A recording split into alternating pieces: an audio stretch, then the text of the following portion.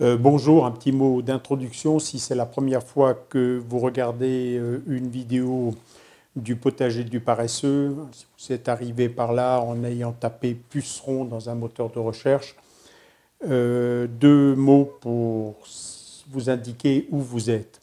C'est la 80e vidéo d'une série dans laquelle j'essaye d'expliquer comment j'envisage le potager, un potager dans lequel j'espère produire beaucoup en travaillant très très peu.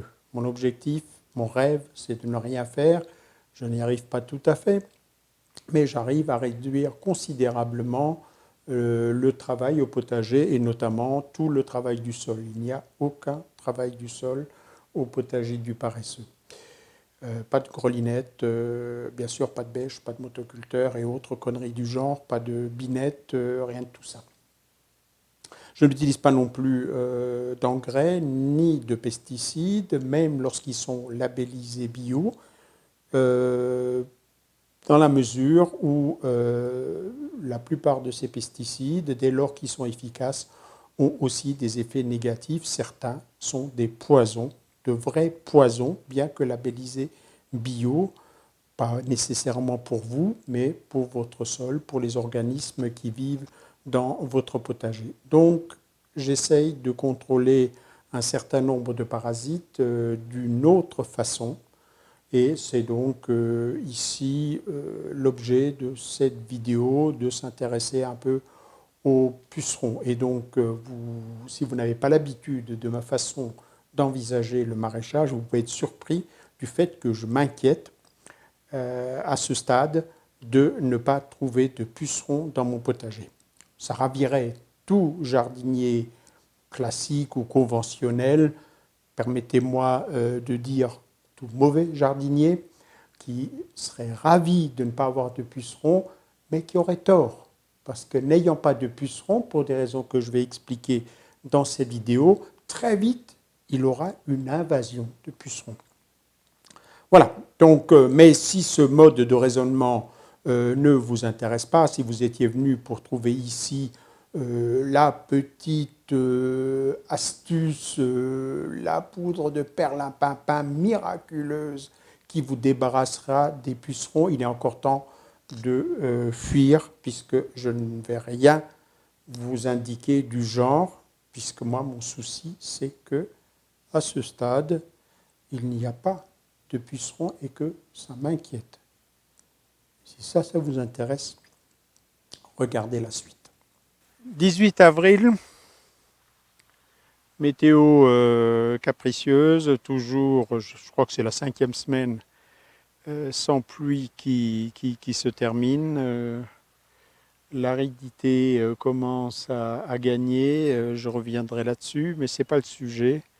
Je suis un jardinier inquiet parce que je ne trouve pas de pucerons.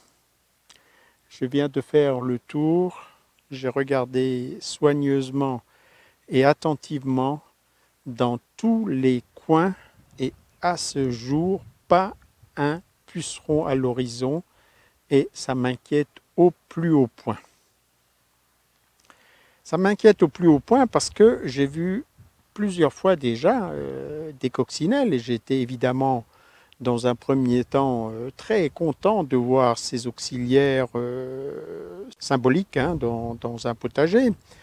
J'ai vu notamment sur mes sur mes mâches monter en graines pour récupérer des semences au tout début de la floraison, des cirfes. Les cirfes sont des espèces de mouches qui se déguisent en guêpes et qui sont aussi des auxiliaires très utiles contre la lutte.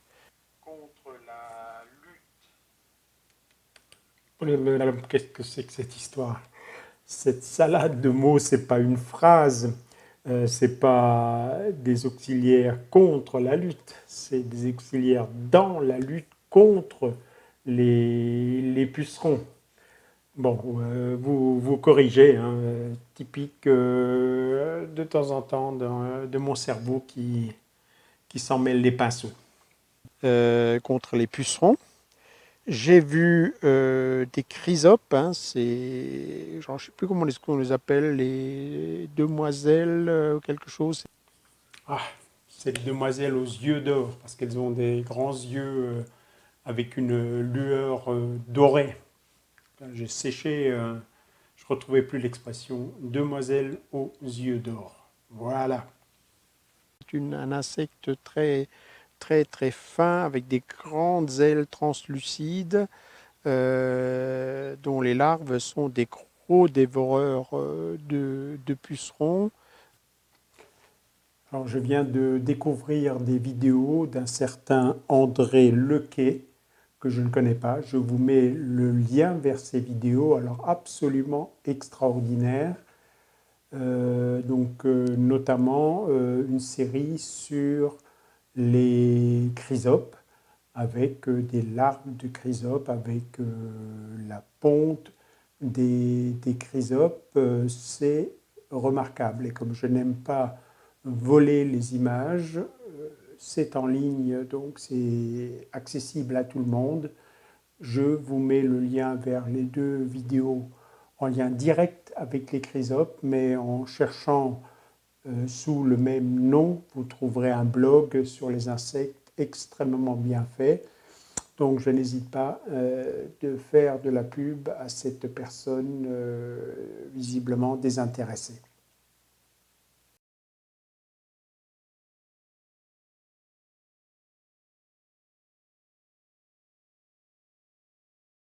J'ai vu quelques guêpes parasitoïdes et donc je suis inquiet parce que ces insectes qui ont survécu, qui, dans des tiges creuses que j'avais mis le long de ma haie, qui, c'est souvent le cas des coccinelles, dans le bardage en bois où il y a des fentes dans lesquelles elles se fissurent. Enfin bref, chacun avait trouvé une niche pour passer l'hiver.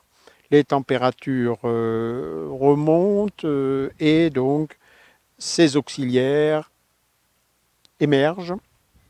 Et on l'aurait aussi, hein, si on était à leur place après un long hiver ou après un long confinement. Je pense que les Français vont se jeter sur les restaurants. Et donc, imaginez que ces pauvres bestioles, ah là c'est une guêpe par contre, une guêpe poliste, euh, imaginez que ces pauvres bestioles arrivent dans leur restaurant favori. Oui, parce que le potager du paresseux est leur restaurant favori. Ils savent que je n'utilise aucun pesticide, y compris je n'utilise pas ces poisons naturels que peuvent être certains pesticides utilisés en agriculture biologique. Je pense là au pyrètre ou je pense à l'huile de Nîmes. Ah, le faucon cresserelle se met en chasse. Et donc, c'est leur restaurant favori. C'est là qu'ils ont une bouffe normalement. Ils ont des pucerons élevés sur des plants qui eux-mêmes n'ont jamais été traités. Donc, c'est des pucerons de haute qualité. Je ne sais pas, vous êtes sans doute, la majorité d'entre vous est végane. Moi, je ne le suis pas. Donc, c'est du bœuf de Kobe. Petite parenthèse culturelle, certains ne connaissent peut-être pas Kobe ou les bœufs de Kobe. Kobe est une bourgade au Japon, réputée dans le monde entier pour une viande tout à fait particulière.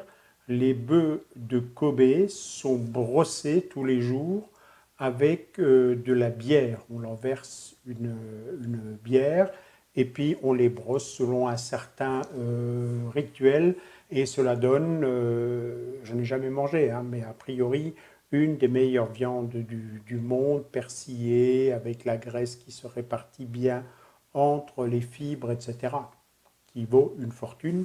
Voilà donc pour les bœufs de Kobe que j'évoque là au passage. De la limousine hors classe, une bouffe, quoi. Hein.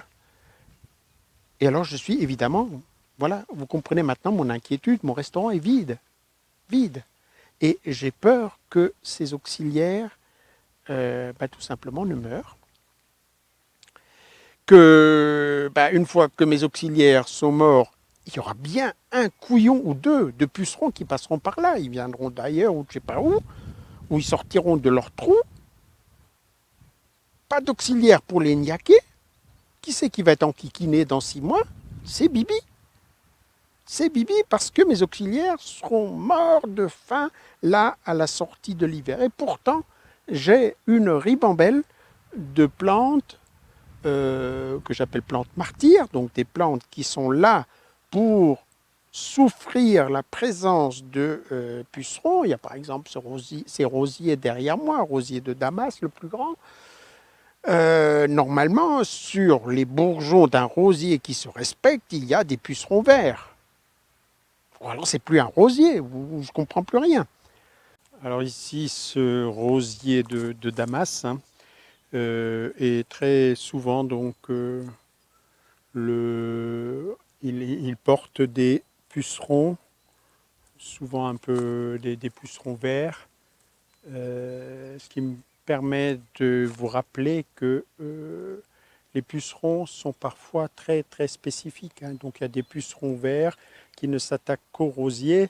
Ne craignez pas qu'ils aillent sur vos haricots. Par contre, ils nourrissent les auxiliaires spécialisés dans les pucerons. Il y a un autre rosier là, un ornemental, hein, une variété ancienne,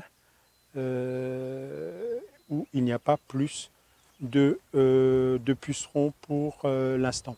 Alors j'aime bien, hein, une petite parenthèse, que les plantes martyrs aient un deuxième rôle. Donc ce rosier forme des pétales extrêmement parfumés que l'on récolte. Hein. On est beaucoup utilisé pour parfumer certains thés, mais aussi pour faire des décoctions ou même des tisanes de feuilles de rosier.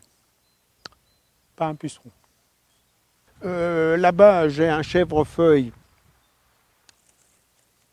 Voilà, alors dans d'anciennes vidéos, hein, vous trouverez ce chèvrefeuille couvert de pucerons, et j'avais d'ailleurs photographié ou filmé des larves de coccinelle qui avaient rappliqué suite aux pucerons. À mes pieds, du géranium, et il y a là beaucoup de feuilles mortes, hein, suite, je pense, au gelé qu'on a eu il y a une dizaine de jours. Alors ici, le sureau qui a payé cher, hein, je l'ai taillé, si on peut appeler ça taillé, à la tronçonneuse, tout simplement parce qu'il devenait trop envahissant. Ses branches cognaient contre la façade, dépassaient chez le voisin, donc j'ai rabattu ça. Du coup, il a du retard. Alors le sureau, ces jeunes pousses de sureau sont normalement couverts d'un puceron noir spécifique au sureau. Donc si vous avez des pucerons sur votre sureau, ne vous inquiétez pas, ils n'iront pas sur vos haricots. C'est une espèce spécifique. Vous devriez avoir un sureau à proximité de votre potager, ne serait-ce que pour cette raison, mais comme je l'évoquais à propos des autres plantes martyrs, les fleurs de sureau font de délicieuses boissons gazeuses. Les baies, on a fait une liqueur qui est une véritable tuerie. C'est juste un peu chiant à ramasser. Et puis ne faites pas les marioles parce que c'est un bois extrêmement cassant. Et donc il n'est pas rare qu'on essaye de grimper pour essayer de choper les fruits qui sont au bout, et c'est la branche qui casse. Et c'est jamais le moment d'aller aux urgences, mais en ce moment encore moins que d'habitude. Alors ici, le long de la haie qui va au potager, du chèvrefeuille, là c'est le chèvrefeuille sauvage, hein, celui qui pousse en bordure de forêt ici chez nous. Ça embaume au moment où ça fleurit, c'est absolument magnifique. Et donc même s'il est moins sujet que le chèvrefeuille horticole cultivé à des attaques de pucerons, Néanmoins, les années où il y a beaucoup de pucerons, on en trouve aussi là-dessus. Donc ils participent à cet élevage de pucerons que j'essaye d'avoir à proximité de mon potager. Et puis par ailleurs, ils masquent des piquets qui ne sont pas d'une grande esthétique, on va dire, sans fâcher mon voisin. Donc on s'est mis d'accord qu'on pourrait les masquer par ces plantes. Malheureusement, il y a une prise au vent qui fait que certains de ces piquets ont cassé. Donc c'était l'exemple même d'une fausse bonne idée. Alors ici, devant mon système de phytoépuration, ce rumex qui est déjà en fleurs, hein, dont normalement, enfin très souvent, sur ces rumex, sur ces tiges d'inflorescence, c'est truffé de pucerons noirs. Alors les rumex, hein, donc oseille sauvage ou patience, sont des plantes assez envahissantes que j'essaye d'extraire du potager parce qu'elles m'étouffent trop. Hein, donc c'est pas ce que j'appelle une adventice sympa. Mais j'aime bien en avoir en bordure du jardin, donc ici en haut et surtout en bas dans la prairie où il y a beaucoup de pieds de patience, en l'occurrence très puissants, quoi. Et donc sur les inflorescences, en temps normal, il y a quasiment systématiquement des pucerons. Et là, rien, pas un puceron.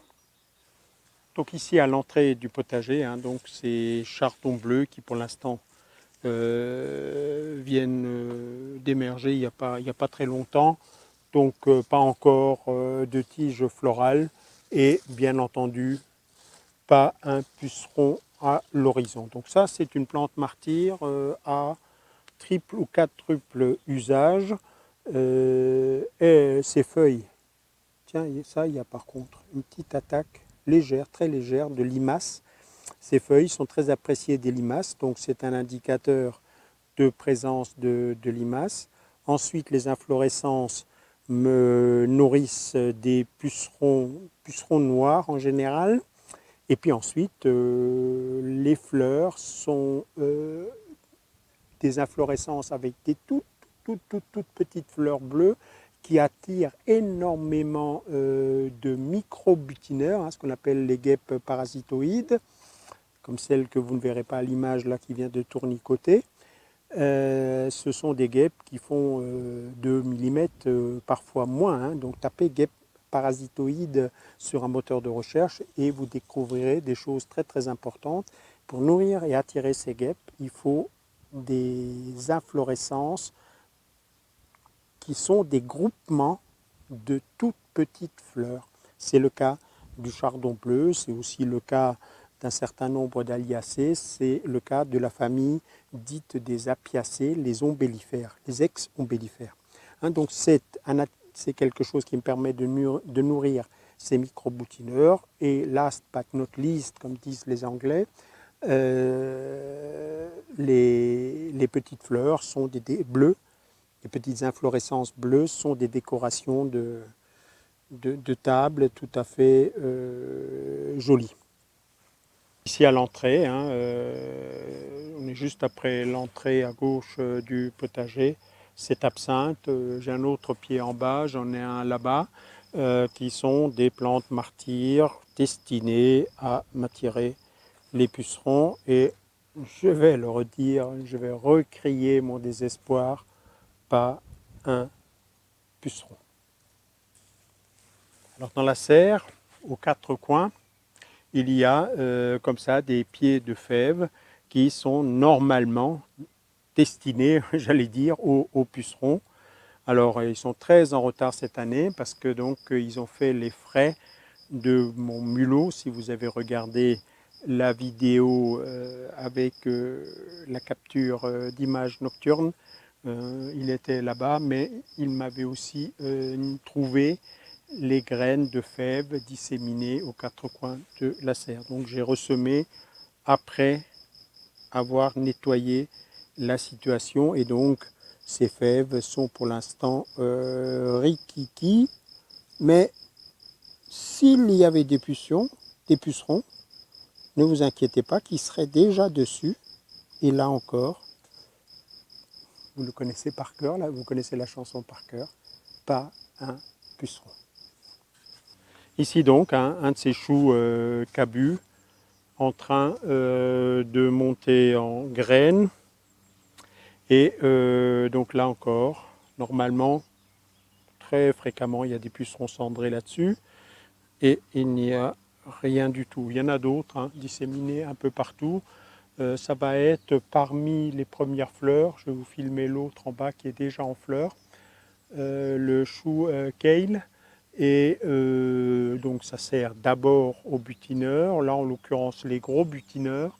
On trouvera là-dessus bourdons, abeilles, etc. Mais donc, les tiges me servent normalement à héberger des pucerons pour attirer les auxiliaires que j'ai mentionnés. Donc, et là encore, pas un puceron. Normalement, mais ce ne sera pas le cas de ce pied, ça me permet aussi, bien entendu, à la fin, de récupérer des graines sous réserve que le plant n'était pas un hybride F1. Malheureusement, j'ai utilisé une année, enfin l'an dernier, un sachet d'hybride F1 et je ne suis plus capable de tracer si ce pied-là est un hybride ou pas. Donc par prudence, je ne vais pas réutiliser les graines. Ça y est, le cassissier est en fleurs. La floraison a très exactement commencé. Et donc il y a quelques butineurs qui tournent. Là, une abeille domestique.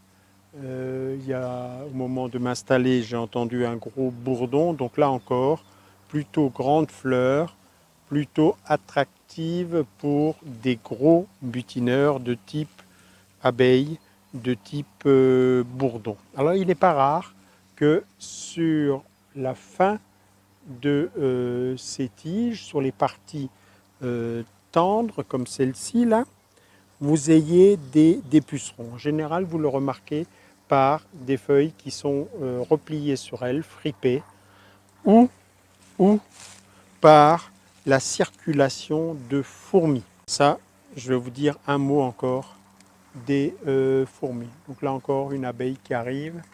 Donc ça commence tout juste. Bon, il faut absolument que je sorte mon chapeau. Je ne sais pas pourquoi, j'y ai pas pensé plus tôt. En plus, ça ferait un look de jardinier au lieu de me donner ce look d'ahuri avec mes cheveux gominés à la sueur. Oui, donc je disais pucerons et fourmis. Donc souvent, quand vous voyez sur un arbuste tel que le cassissier, mais aussi sur des arbres fruitiers, sur des framboisiers, sur des pieds de tomates, une autoroute à fourmis, ne cherchez pas. En général, ces fourmis vont vous conduire tout droit à un élevage de pucerons. Les fourmis élèvent des pucerons. Quels traits! Il y a des images très spectaculaires sur Internet. Je vous l'ai déjà dit, je ne suis pas équipé pour faire ce type de prise de vue, qui sont très très techniques, où l'on voit des fourmis avec leurs antennes tapoter le cul, j'allais dire, des pucerons pour que ceux-ci excrètent un miella. Il faut savoir que les pucerons filtrent en quelque sorte la sève, gardent ceux dont ils ont le plus besoin mais qui trouvent en quantité insuffisante dans la sève, les protéines ou les substances azotées, et rejettent ceux qu'ils ont en trop, c'est-à-dire le liquide, la sève, trop riche en sucre, et c'est ce qu'on appelle le miella. Alors vous connaissez sans doute le même phénomène sur des plantes intérieures. Il arrive que sous une plante intérieure, tout à coup, le sol devienne collant.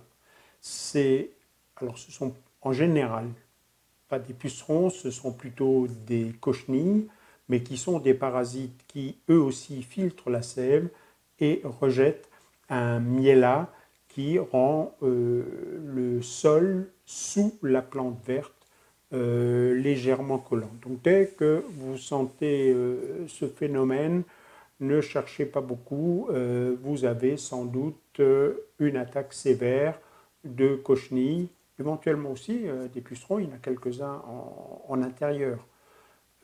Ça donne aussi ces cochenilles par ce miel-là des couches noires qui se forment sur les feuilles de certaines plantes.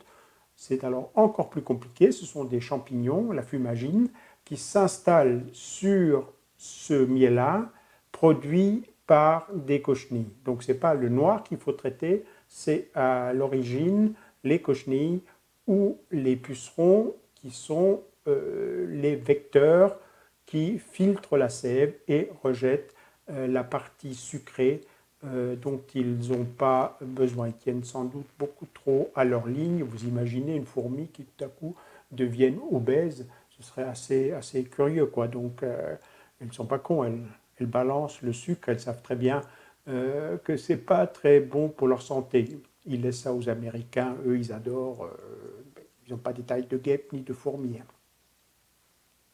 Et ce miel-là intéresse d'autres insectes, dont les fourmis. Et donc souvent, la présence de fourmis est en lien direct avec la présence de pucerons. Et là où ça se corse, c'est que ces fourmis sont extrêmement hargneuses vis-à-vis de vos auxiliaires, c'est-à-dire les insectes qui aimeraient bien se nourrir de ces pucerons et donc de vous aider à contrôler la population de pucerons, par exemple les larves de coccinelles et par exemple les coccinelles. Et là aussi, il y a des images spectaculaires où on voit les fourmis en quelque sorte boxer les coccinelles en dehors de la branche où se trouve leur élevage de pucerons. Et donc dans ce cas-là, vous allez désespérer des mécanismes du vivant. Vous allez dire oui, mais ce qu'il raconte l'autre, ça ne marche absolument pas. Moi j'ai des pucerons depuis 3 semaines et je ne vois aucune coccinelle. Ça ne marche pas, c'est des conneries. Où sont mes produits? Je vais sulfater. Non, c'est que, regardez bien, vous avez sans doute une autoroute à fourmis, et alors il faut se prendre à la racine du problème. Quand il s'agit d'arbres ou d'arbustes, la solution est relativement simple. Je dis relativement parce que ce n'est pas si simple non plus. C'est la glu. Mettre de la glu, ça existe donc dans les jardineries. Et à ce moment-là, les fourmis restent collées et ce trafic, cette autoroute à fourmis est interrompue. Et donc, enfin, les auxiliaires, les coccinelles, peuvent atterrir, pondre et s'occuper des pucerons, sachant que ça prend 15 jours. Hein. Donc il ne faut pas être impatient quand on travaille avec le vivant. Ce n'est pas je sulfate à 8 heures du soir et le lendemain matin à 6 heures, juste avant le café, je vérifie qu'il n'y a plus de pucerons. Ça, c'est l'époque révolue des pesticides où on empoisonnait tout, les pucerons, les autres insectes et bien sûr l'homme qui mangeait le produit au bout. C'est l'époque de la bombe atomique, le produit, machin truc, tutou, machin bidule, remarquable. Comment est-ce qu'on appelait ça? Les insecticides flash. Ça, c'est un mot, à un moment donné, les vieux jardiniers qui ont des cheveux gris se souviennent. Machin truc, insecticide total. Total. Ça voulait bien dire ce que ça voulait dire, mais on ne voulait pas le voir. Ça voulait dire je tue tout. Parce qu'il y a un petit dealer dans le bourg de Rosheim en bas, je balance une bombe atomique, je suis certain qu'il n'y a plus de dealer. Absolument certain, c'est vrai. Dealer est mort et les 10 000 habitants de Rosheim sont morts. Tout le monde est mort et donc plus de dealer. C'est ce qu'on a fait. C'est ce qu'on a fait dans nos jardins, scrupuleusement, minutieusement. Ça s'appelait machin truc, je ne cite pas de marque, sinon je vais avoir un procès. machin truc, insecticide total. Effet flash. Et ça nous plaisait. Qu'est-ce qu'on était cons. Alors, je n'ai jamais utilisé personnellement. Mon père a utilisé, j'ai vu utiliser. Voilà, moi je m'en suis un peu par chance, je n'étais pas très futé non plus à l'époque, mais quand même un tout petit peu méfié. Donc voilà, ça c'est fini. Hein. Vous allez interrompre votre autoroute à fourmis, les coccinelles vont enfin pouvoir s'installer, elles vont pondre. Selon la température, les larves vont sortir 8 ou 10 jours ou 12 jours plus tard. Elles ont faim, elles vont commencer à bouffer vos pucerons. Donc vous voyez des effets au bout de 2-3 semaines. Voilà. À moins que les fourmis très très malines, qu'est-ce qu'elles font? Elles sont très nombreuses dans leur fourmilière. Donc elles en sacrifient, elles en collent. Donc il y en a une qui se colle, l'autre lui passe dessus, se colle devant elle, l'autre passe dessus, des deux premières se colle devant et construisent un pont. Donc vérifiez encore que votre zone engluée n'ait pas été contournée par la construction d'un pont de fourmis pour que les autres puissent continuer leur trafic. C'est dingue la nature, hein, quand on y pense. Allez, ce coup-ci. Ciao. Alors, chose absolument extraordinaire, alors que je suis en train de terminer le montage de cette vidéo dans laquelle il est question de chrysope, ce soir, à la lueur de la lampe, de l'autre côté de ma vitre, il y a 2 chrysopes, il y a quelques papillons, peut-être des teignes. Il faut vraiment que j'apprenne à mieux connaître les insectes. Mais là, sans aucune discussion possible, oh là là, et là, c'est quoi ce gros machin? Un monstre. Alors, il va me chasser la chrysope. Ah oui, le coup.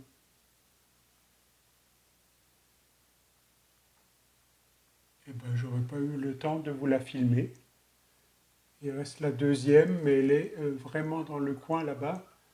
Je ne sais pas si j'arriverai à la filmer. Donc, il y avait 2 chrysopes là sur cette vitre. Avant que n'arrive ce gros bestiau. Il ressemble à un hanneton, mais on est un peu tôt dans la saison là pour des hannetons. Peut-être, hein, à la faveur du beau temps. Donc je vais essayer quand même de capter la chrysope dont il est question ici. On fera un petit supplément gratuit à la fin de cette vidéo. Je fais très rarement de la publicité et en particulier lorsqu'il ne s'agit pas de produits disponibles gratuitement. Mais là, en lien avec cette vidéo, j'ai plein de bouquins dont le 3/4 ne m'ont pas apporté énormément. Des fois, c'est intéressant à lire, mais il y a rarement des bouquins tels que celui-là que je vous recommande, Vincent Albouy, Jardiner avec les insectes, comprendre, prévenir, attirer et contrôler les invertébrés au jardin. C'est une des rares bibles, entre guillemets, que j'utilise. De temps en temps, dans des mails, les gens me demandent quels sont les livres que je recommande. Il y en a peu. Celui-là en fait partie, particulièrement sur toutes ces questions-là. Il en existe une version, donc là vous voyez, comme moi, très prolixe, 340 pages, beaucoup de photos et une revue systématique d'un peu tous les parasites et avec un focus particulier sur les insectes, mais pas que, hein, et sur les différentes façons de lutter contre le parasitisme, plus exactement de contrôler le parasitisme dans l'esprit de ce que je vous ai indiqué. C'est aux éditions du Terran, 23 euros. Je vous dis tout de suite, je ne connais pas cette personne, hein. Donc c'est vraiment ce qu'on appelle un coup du cœur, ou un coup de cœur plutôt. Coup du cœur, ça doit être pour des histoires de femmes, non? Donc un coup de cœur, et que je vous recommande. Version ultra simplifiée chez un autre éditeur du même auteur, Vincent Albouy, les auxiliaires au jardin, une solution alternative aux pesticides. Et là, c'est pour la modeste somme de 7,90 € la base, hein. Donc là, c'est vraiment un survol. Mais vous trouverez les coccinelles, je tombe là-dessus, chaque fois 2 pages. Les chrysopes, quelques belles photos, 2 pages. Les guêpes parasites, belles photos, 2 pages avec l'essentiel, hein. Donc à minima, je ne veux plus vous revoir sur mes vidéos si vous n'avez pas lu ce bouquin-là. Et idéalement pour ceux qui travaillent moins dans leur potager, donc ont du temps. Entre-temps, se sont procurés une excellente et confortable chaise longue. À droite, une table basse avec ce bouquin. À gauche, une table basse avec une bonne bière à consommer avec modération ou une eau gazeuse, ça marche tout aussi bien.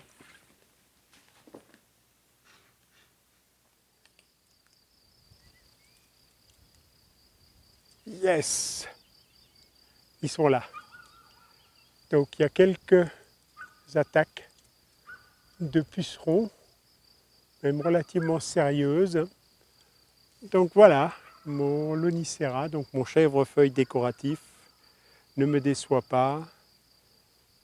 Toujours là pour attirer les pucerons. Alors pour l'instant, je ne vois pas les auxiliaires, bien que là-bas en haut, il y a des tout petits insectes.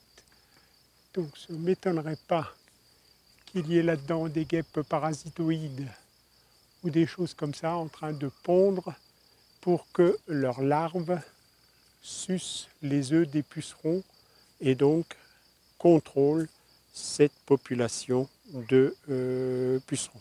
Je vais essayer de vous filmer ça, même si je n'ai pas l'équipement qu'il faudrait. Voilà, je suis content.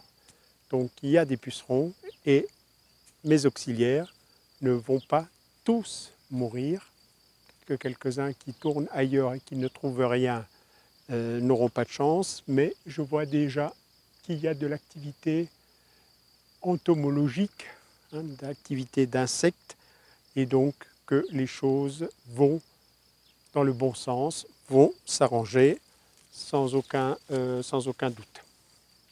Et bien, sur cette bonne note d'espoir, je vais vous laisser.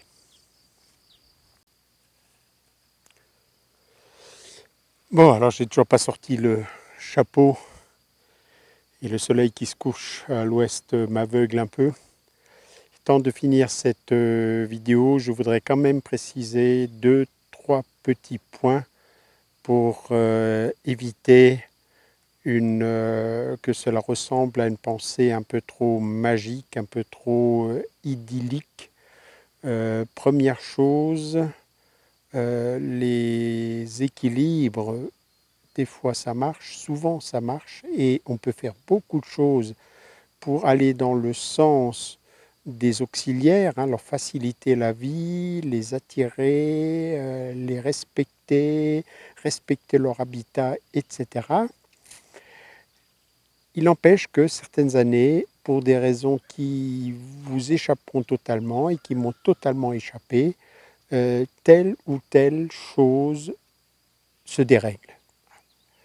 2018, tout à coup, alors que j'ai des problèmes, on va dire, raisonnables de limaces, il m'arrive d'avoir des dégâts en sortie d'hiver, mais ensuite, en général, la situation se stabilise dès que des insectes tels que les carabes, les staphylins passent à l'action. Ensuite, il y a pas mal d'orvées sous le couvert de foin. Des fois, même si mon potager est plutôt sur une prairie sèche, notamment près du point d'eau, j'ai en général un crapaud. Certaines années, il y a un hérisson dans la haie, puis des fois, il n'est pas là. Voilà.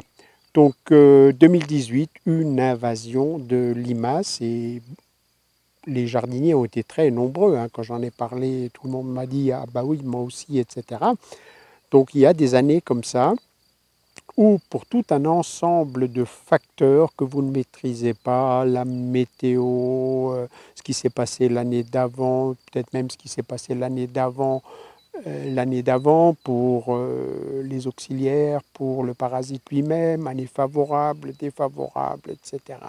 Tout cela est le résultat de tellement de chaînes alimentaires qui s'emboîtent les unes dans les autres que de temps en temps, un dérèglement peut se produire, ce qui vous amènera à agir. Mais, donc, comme j'ai essayé de l'évoquer dans cette vidéo, ce n'est pas une raison pour ne pas tout faire pour avoir un système qui s'auto-régule. Deuxième chose, vous l'avez compris, régulation, équilibre entre parasite et son hôte. Cela veut dire qu'il n'y a pas de recette magique qui vous débarrassera de ces parasites. Ce qui serait d'ailleurs contre-productif, comme je l'évoque ici à propos des pucerons, et donc pour les mêmes raisons, par exemple, je n'essaye surtout pas d'éradiquer les limaces, j'essaye d'en avoir un certain nombre, un nombre limité, contrôlé, ce qui me ramène vers la notion de part des anges. Dans le potager du paresseux, une partie de la biomasse qui est produite, y compris une partie de la biomasse légumière qui m'intéresse moi, est sacrifiée pour que le système marche mieux. Donc, si une limace me niaque une ou deux laitues, c'est normal, tant mieux, il y a des limaces, et donc s'il y a des limaces, cela va attirer les mangeurs de limaces. Un frelon qui tourne là, très intéressant. Je vous raconterai pour finir l'histoire du frelon. Tiens, comme ça rallongera un peu la vidéo pour ceux que ça énerve. Troisième chose, donc, c'est il ne faut pas se focaliser sur les pucerons, sur tel ou tel parasite. Il faut regarder les dégâts qu'ils font. Et je suis stupéfait parce que année après année, j'ai tantôt une petite attaque de pucerons par-ci, tantôt une petite attaque de pucerons par-là. Le temps que ça se régule, il y aurait de quoi s'affoler. Et puis vous constaterez qu'au bout, en général, cela n'a quasiment aucune influence sur le rendement, sur la récolte. C'est scientifiquement tout à fait étayé, par exemple dans le cas du doryphore.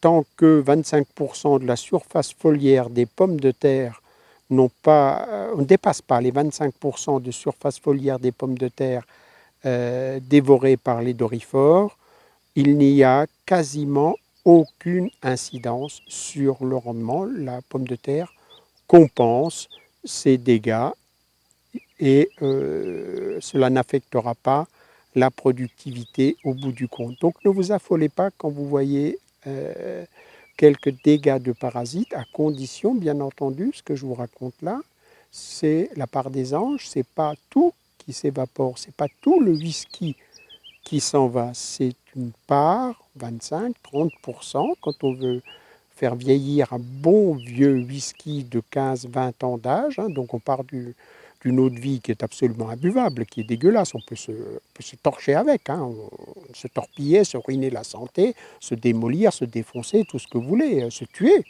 Mais vous ne vous délectez pas d'un whisky tel qu'il sort de l'alambic. Pour avoir un bon whisky, alors j'aime pas le whisky, mais j'ai été en Écosse visiter une distillerie. Et là-bas, c'est un patrimoine culturel, hein, donc on s'intéresse au patrimoine culturel quand on est dans un pays. Et donc, j'ai vu ces tonneaux dans lesquels on fait vieillir le whisky, et j'ai vu la baisse des niveaux chez un des distilleurs. C'était simulée. Donc, 20-30% de votre potager, de votre nourriture, c'est acceptable, c'est la part des anges. Quand c'est 100%, c'est pour ça que je mène une lutte contre les râteaux-pieds. C'est pour ça qu'en 2018, j'ai lutté efficacement contre les limaces. Là, quand c'est 90% pour les parasites, ça ne va plus, ce n'est plus le deal. Mais donc, réfléchissez d'abord dégâts avant de dégainer.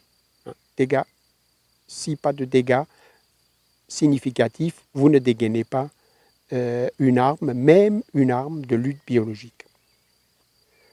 Autre élément à prendre en compte, c'est que selon les conditions météo, la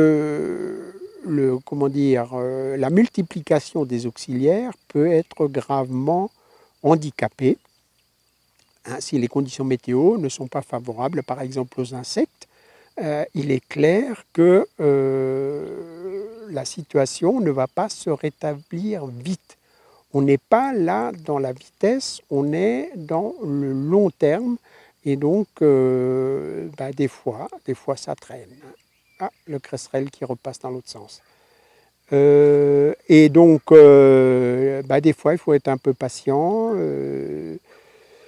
et ne pas désespérer trop vite, quoi. Si les températures sont trop basses, les insectes, par exemple les coccinelles, qui ne couvent pas leurs œufs, contrairement à un oiseau, l'éclosion tardera et par conséquent la multiplication des coccinelles tardera, l'éclosion des larves, car ce sont surtout les larves qui gloutonnent parce qu'elles veulent se développer, grandir, donc elles gloutonnent bien plus que l'adulte. Et dans certains cas, l'adulte a un régime complètement différent de la larve. J'évoquais les cirfes. Les cirfes se nourrissent de nectar, butinent des fleurs, etc. Donc ce sont leurs larves qui niaquent les pucerons. Bon, il est minuit passé, je ne sais pas si c'est encore l'heure de raconter des histoires, mais je vous avais promis l'histoire du frelon. J'avais filmé et puis malheureusement une de mes nombreuses batteries est tombée en rade. Donc je vais quand même vous raconter la fin et notamment l'histoire du frelon. Mais avant ça, une dernière chose à bien comprendre sur ces équilibres naturels et ces tensions permanentes qu'il y a entre les auxiliaires et leurs hôtes, donc en l'occurrence dans ce cas-là, chrysopes, coccinelles, etc., et les pucerons, c'est que il faut accepter que le parasite, ce que vous considérez comme le parasite, se développe avant les auxiliaires. Vous comprenez bien que ces mangeurs de pucerons, ce serait la même chose pour des limaces, les mangeurs de limaces ne peuvent s'installer durablement et surtout se multiplier et connaître un développement suffisant pour manger toutes les limaces qu'il y a dans le fameux restaurant Le Potager du Paresseux, que à condition qu'il y ait de la nourriture.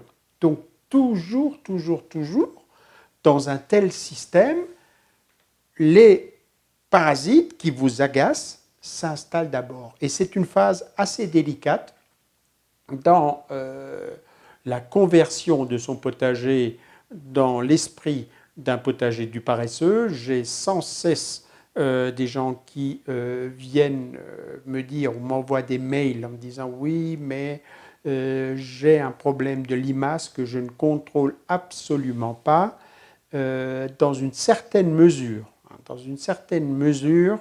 cela peut être normal. C'est la phase pendant laquelle vous arrêtez d'empoisonner votre système, vous installez des légumes qui sont très appétissants et bien évidemment, donc, limaces, pucerons et autres parasites en profitent puisqu'ils ont là un milieu dans lequel ils ont de la bouffe et dans lequel ils trouvent un habitat.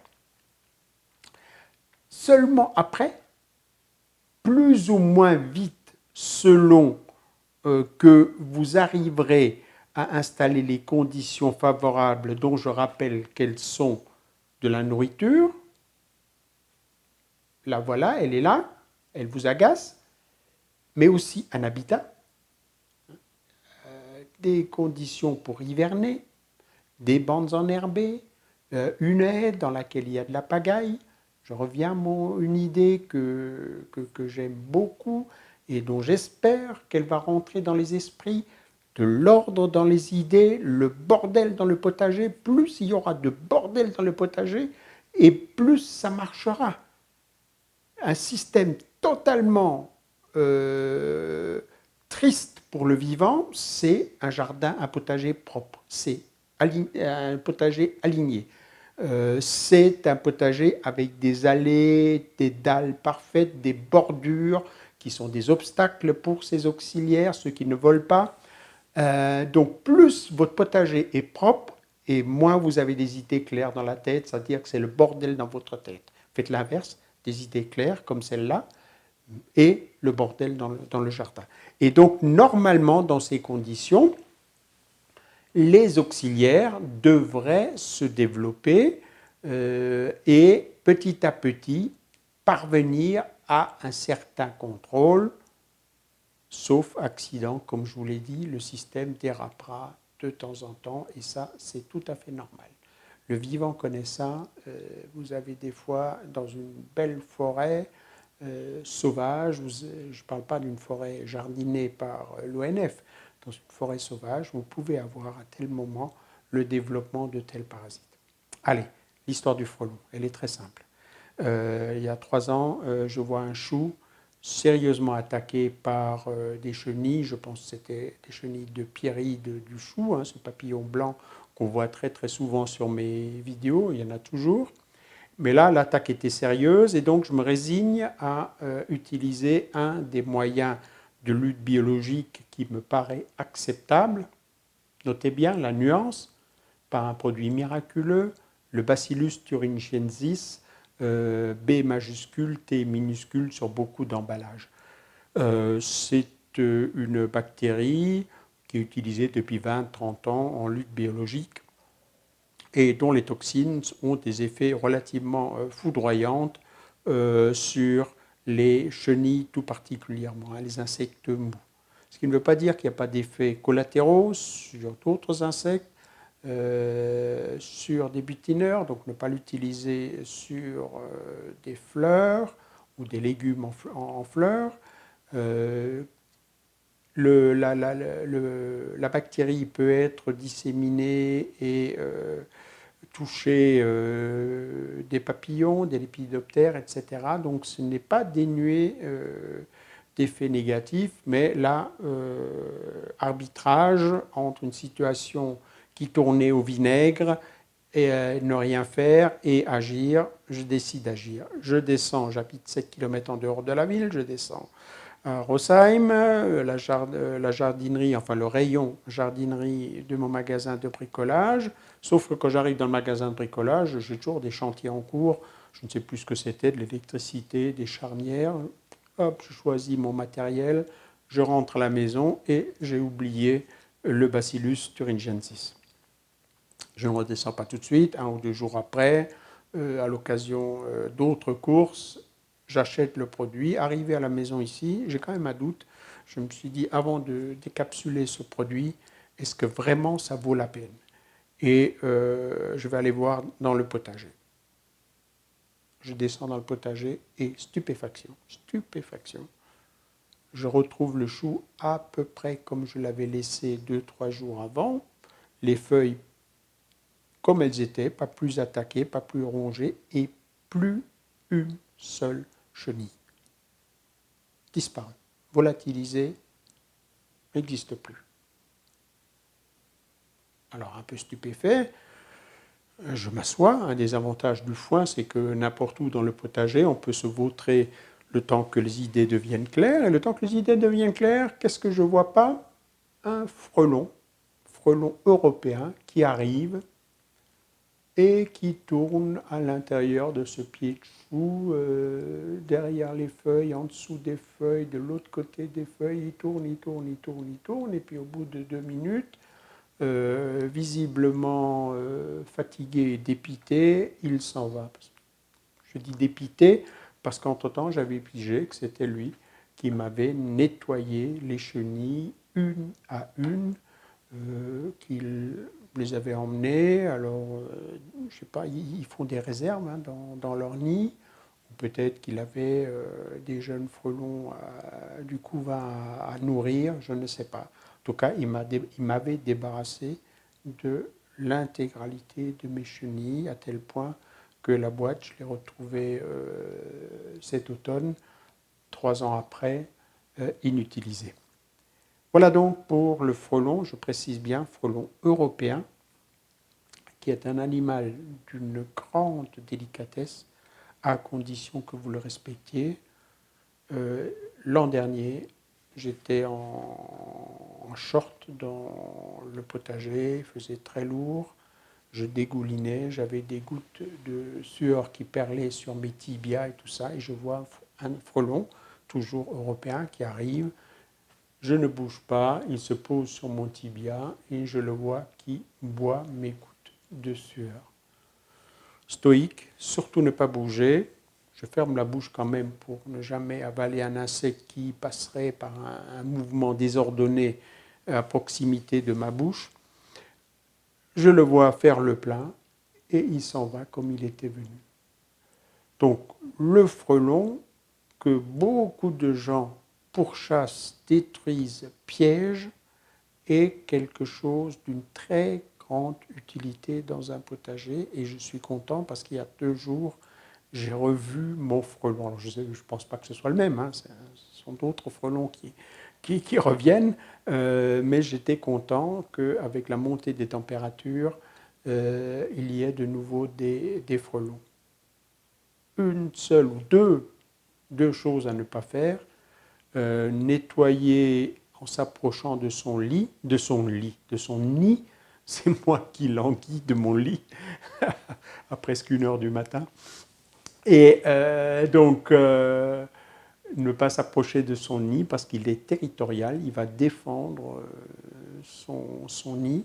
Et là, il peut attaquer quand vous vous approchez de trop. Et la deuxième erreur à ne pas faire, que fait presque tout le monde, c'est de s'agiter dans tous les sens comme un fou. Alors là, le pauvre frelon, mettez-vous 2 secondes à sa place. Il voit une espèce de monstre comparé à sa taille à lui, même si c'est un gros insecte. Hein. C'est un machin comme ça. Et en face de lui, il voit quelqu'un. Il ne comprend pas parce que les insectes voient très mal. Hein. Ils ne vous identifient pas du tout comme un homme.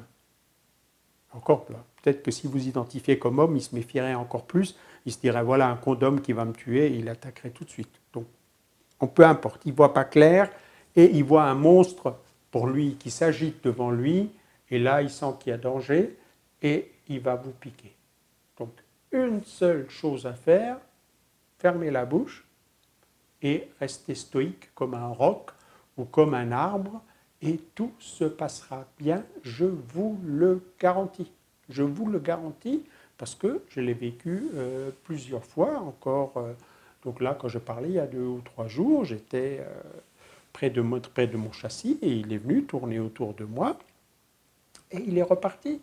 Jamais je ne bouge et tout se passe bien. Voilà l'histoire du frelon pour terminer cette longue vidéo.